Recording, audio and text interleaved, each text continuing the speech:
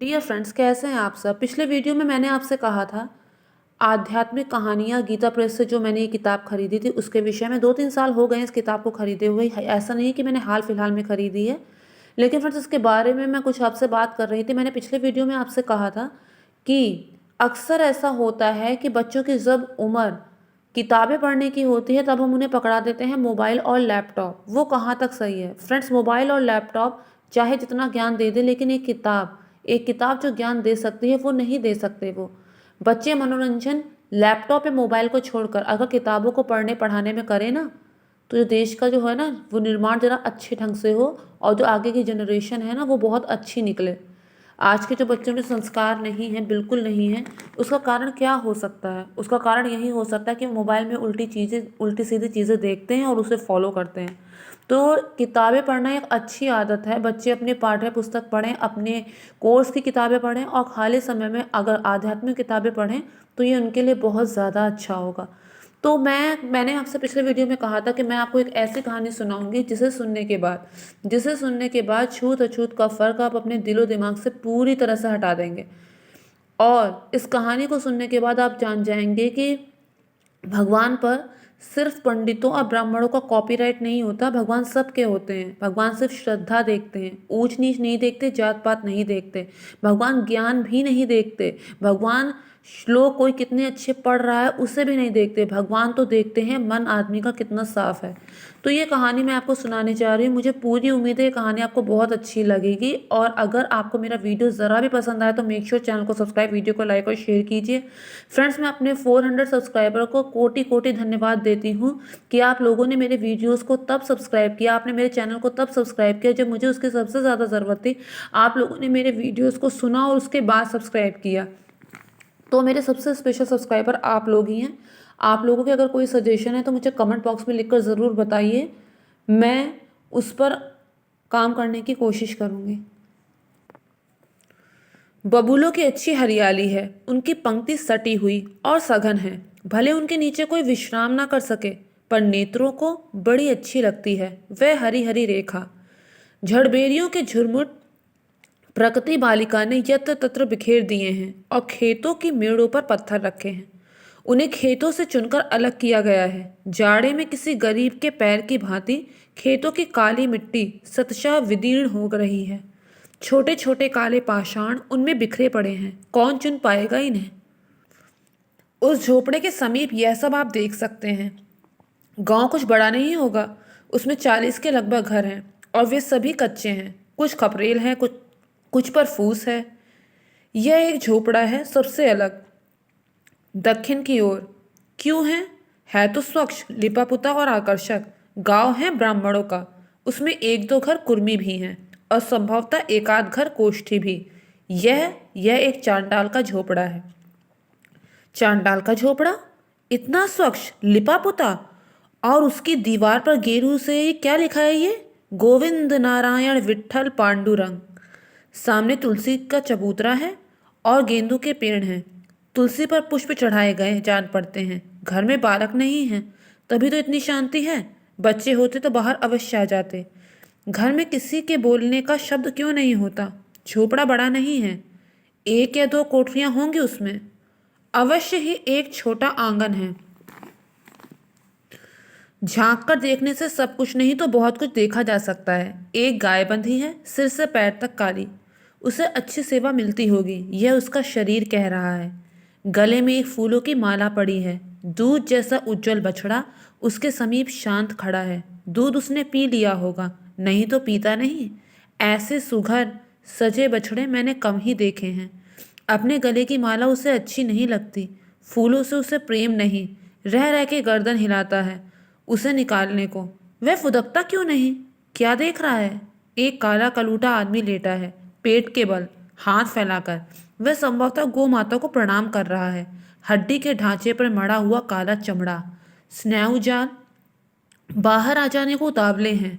कमर में एक मैली फटी कछनी है। दोनों हाथों के समीप जो गाय के पैरों के पास तक लंबे फैले हैं, कुछ फूल बिखरे हैं।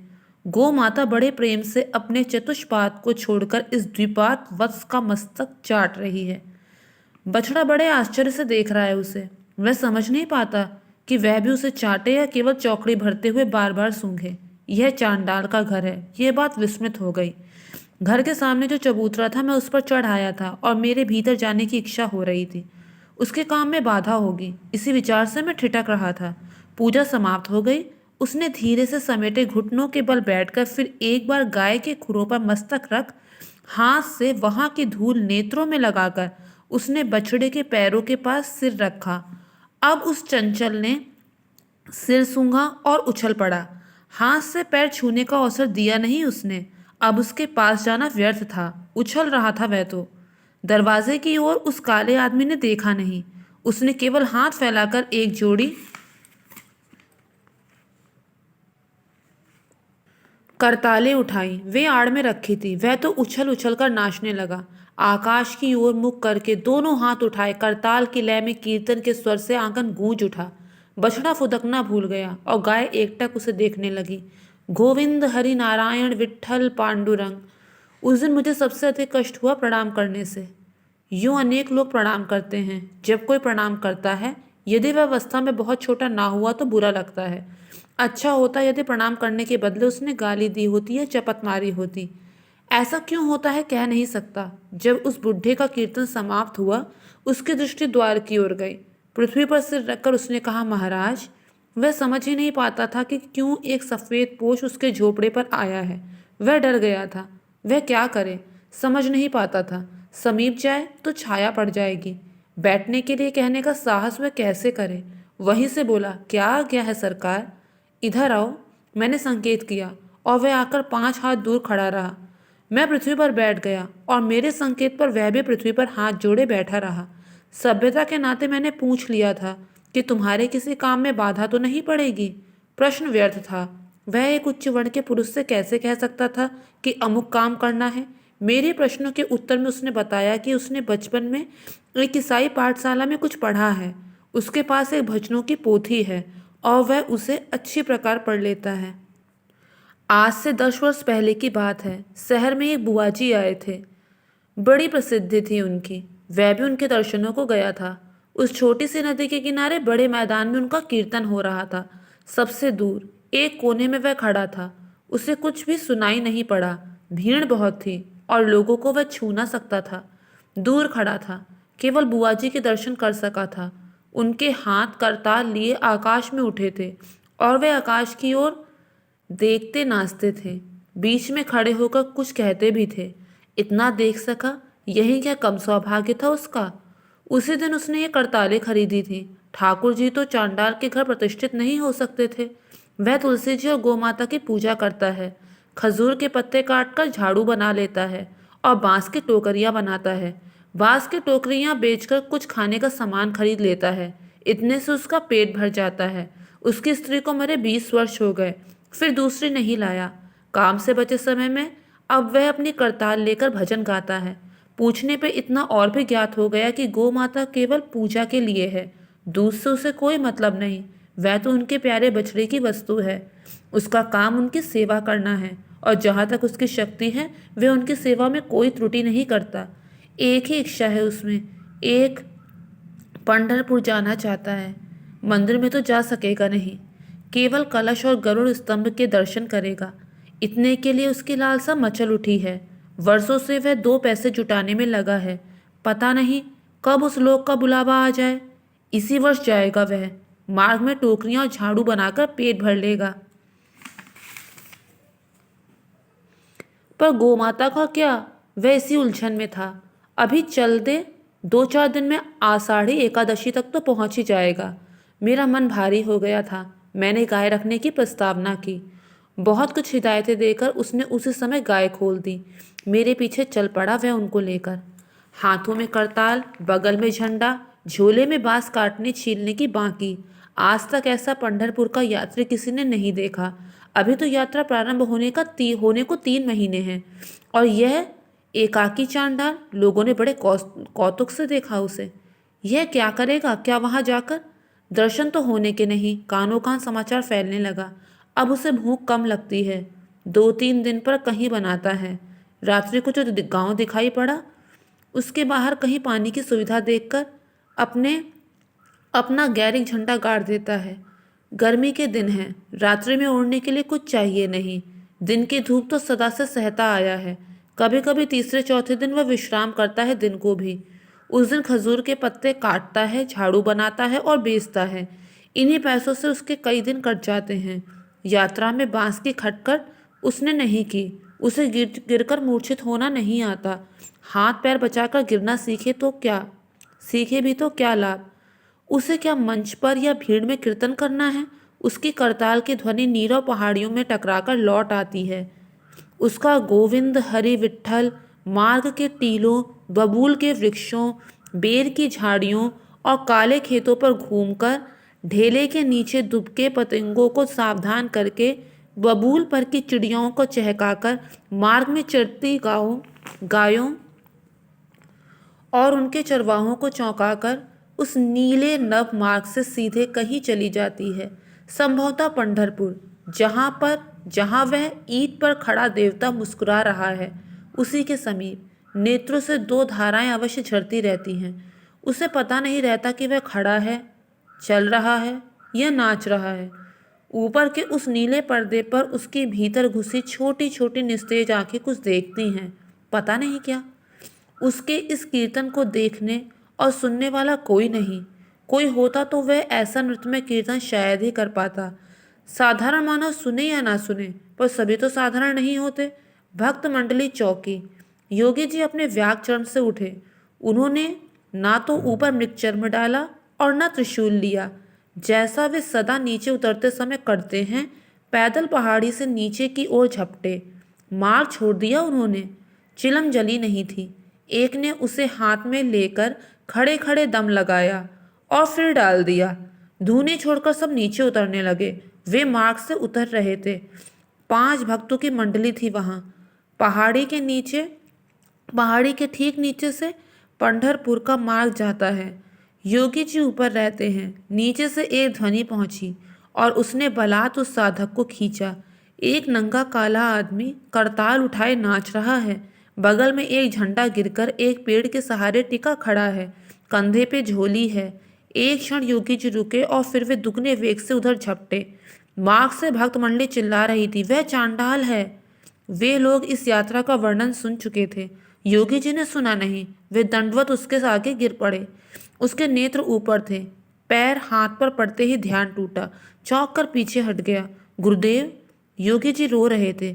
झटपट उन्होंने दोनों पैर भुजाओं में कस लिए। वह स्तब्ध खड़ा था। भक्तों ने देखा और समझा योगी जी पागल हो गए। मैं अब नहीं छोड़ता इन चरणों को। आज ही रात्रि में पांडुरंग ने मुझे कहा है। उसकी समझ में कुछ आया नहीं। भक्त मंडली खिसक चली। जीवन में आज ही उसे ऐसी विपत्ति में पड़ना था। वह कुछ भी समझ पाता नहीं था। चांडाल बताने पर भी उसे छुटकारा नहीं मिला। यह साधु उसके पैर पकड़े हैं, इस पाप से कैसे छूटेगा वह। उधर योगीराज को जब वे रोते रोते दुखी होकर सो गए थे, रात्रि में स्वप्न में भगवान ने कहा था कि कल पहाड़ी के नीचे मेरा एक प्यारा भक्त इधर से कीर्तन करता आएगा, उसके साथ पंढरपुर आओ। अंत में योगी जी के साथ चलने की बात उसने मान ली, इस शर्त पर कि वे आगे आगे चलेंगे। वह भीड़, उतना बड़ा जन समुदाय, कैसे गरुड़ स्तंभ के दर्शन होंगे। योगी जी उसे किसी भी भांति जन समूह में ले जाने को राजी ना कर सके। मार्ग में वह प्राय आपे में नहीं रहा है, उसे पकड़कर लाए हैं योगी जी। जंगल के कंद वे खोद लाते थे और कभी भूनकर कभी कच्चा दोनों खा लेते थे। वह तो अपने कीर्तन में इतना मगन हो गया कि खजूर के पत्ते काटने की स्मृति ही नहीं रही। वस्तुतः जब कंद मिल जाते थे तब वह क्यों उधर ध्यान देने लगा। एकादशी की यूं ही भीड़ होती है। इस देवशैनी को तो पूरा वारकरी संप्रदाय आता ही है। दूसरे भक्त वृंद भी आते हैं। सड़क पर शरीर छिला जाता है और नगर के बाहर ही दोनों अपने झंडे गाड़ दिए। निश्चय हुआ कि रात्रि में जब भीड़ कुछ घटेगी, दर्शन हो जाएंगे। कलश दर्शन तो हो ही गए। गरुड़ स्तंभ दूर से भी दिख जाए तो पर्याप्त है। भीड़ तो रात्रि भर रहेगी ही। जब से कलश दृष्टि पड़ा, वह आपे में है ही नहीं। उसकी करताल बंद नहीं होती और ना उसके पैर रुकते। उसे ना कुछ सुनाई पड़ता, ना कुछ दिखता। वह अपने कीर्तन में मस्त है और योगी जी उसकी संभाल में। बढ़ती जाती है, पर भीड़ भी सड़क पर बढ़ती जाती है। उसके घटने के कोई लक्षण नहीं। आप लोग दर्शन करने नहीं चलेंगे? 2 बजे रात्रि को ये लंबे गौरवर्ण पीतांबरधारी पुरुष हैं कौन, जो सेवक के साथ पूछने आए हैं? योगी जी चकित थे। सेवक के हाथ में लालटेन था। इस भीड़ में दूसरे को पूछने वाला कहाँ से निकल सकता है कोई? आइए चलें, उन्होंने आग्रह किया। वह तो आप में था ही नहीं। योगी जी ने एक कंधा पकड़ा और खींच ले चले। जहां तक भीड़ ना मिले वहां तक पहुंचने में तो कोई बाधा नहीं, आगे देखा जाएगा। उन्हें रुकना नहीं पड़ा। काई की भांति भीड़ हटती जाती थी और उनके लिए स्थान बनता जाता था। हमें आगे नहीं जाना है। योगी जी गरुड़ स्तंभ के पास रुक गए। हमारे गुरुदेव चांडाल हैं, उन्होंने कहा। उसकी ओर संकेत किया। वह ज्यों का त्यों नाच रहा था। आप तो आ सकते हैं, वे भद्र पुरुष मुस्कुराए। श्री गुरु चरणों से आगे नहीं जा सकूंगा, योगी जी ने गंभीरता से उत्तर दिया। उन्होंने कुछ कहा नहीं, खुलकर हंस पड़े और मंदिर में चले गए। नाचते नाचते पैर लड़खड़ाए। योगी जी ना संभालते तो गरुड़ स्तंभ से सिर टकरा जाता, और फिर भी वह गिरा और कुछ चोट भी आ गई होगी। यह क्या? योगी जी चौंके। भगवान की मूर्ति गरुड़ स्तंभ से तो दिखती नहीं थी। वे पहले भी पंढरपुर आ चुके हैं? नेत्र धोखा देते हैं, या वे ही भूल रहे हैं? सामने ही कमर पर हाथ रखे ईंटों पर खड़े रुक्माई और विठोबा की पुष्प सज्जित मूर्तियां स्पष्ट हैं। कह नहीं सकते वे मंदिर में हैं, बरामदे में हैं या प्रांगण में हैं। ये देखने का अवकाश किसे था? योगी जी ने देखा। उसने पृथ्वी पर मस्तक रखा, दोनों मूर्तियों के दक्षिण कर लंबे फैले आशीर्वाद देने, और वह दृश्य अदृश्य हो गया। वे तो नगर के बाहर उसी बबूल के नीचे खड़े हैं और वह नाच नाच कर गा रहा है, रुक्माई विट्ठल। तब क्या वे सो रहे थे? अब भी हाथ में वह गेंदे का पुष्प है जो उन्होंने उठाया था, और मस्तक में प्रणाम करते समय लगा जल सूखा नहीं है। उन्होंने अपने गुरुदेव के श्री चरणों में मस्तक रख दिया।